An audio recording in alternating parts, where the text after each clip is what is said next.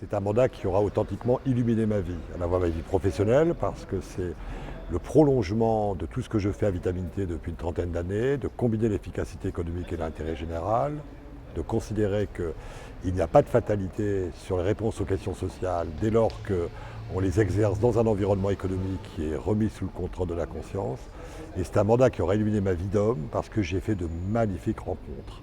dans toutes les régions de France. Une nouvelle génération, et je ne parle pas que des jeunes, d'entrepreneurs sociaux, anciens cadres d'entreprise, jeunes sortant des écoles de commerce, d'anciens travailleurs sociaux comme je fus, qui ont décidé de s'affranchir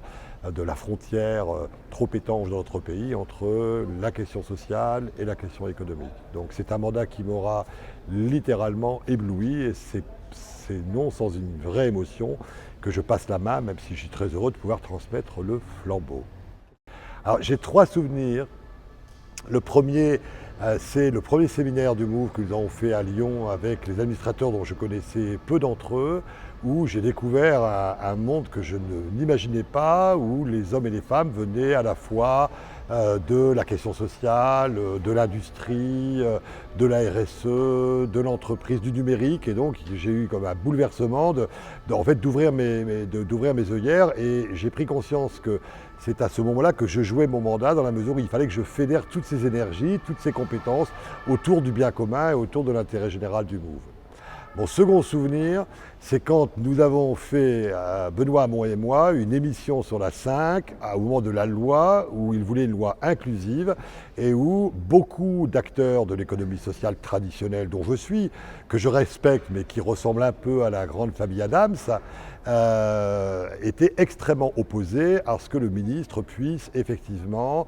inclure l'entrepreneuriat social dans la loi sur l'ESS. Et lors de cette émission, alors qu'il ne m'avait pas prévenu, il l'a annoncé officiellement qu'il allait effectivement intégrer l'entrepreneuriat social comme une nouvelle dominante, une nouvelle tendance plutôt de l'économie sociale et solidaire. Mon troisième souvenir, il est un peu plus personnel, puisque je suis un très grand amoureux de l'Afrique noire pour 1000 raisons, où j'ai beaucoup bourlingué au plan humanitaire. D'ailleurs, je m'apprête à recommencer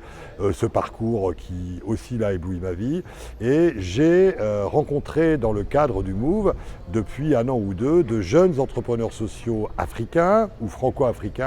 qui sont la nouvelle élite de ce continent de magie et de lumière, et qui ont dans le domaine de l'industrie du recyclage, dans le domaine de la permaculture, dans le domaine de l'agriculture biologique, dans le domaine du solaire, qui ont décidé de prendre le destin en main et le destin de leur continent, et qui ont demandé au MOVE de les aider à créer les conditions d'un développement partagé, d'un vrai co-développement, pour leur permettre de s'inspirer de nos pratiques et de pouvoir, dans leur beau pays, devenir, ce qui est encore de plus en plus le cas, le continent qui sera demain le continent le plus important du monde.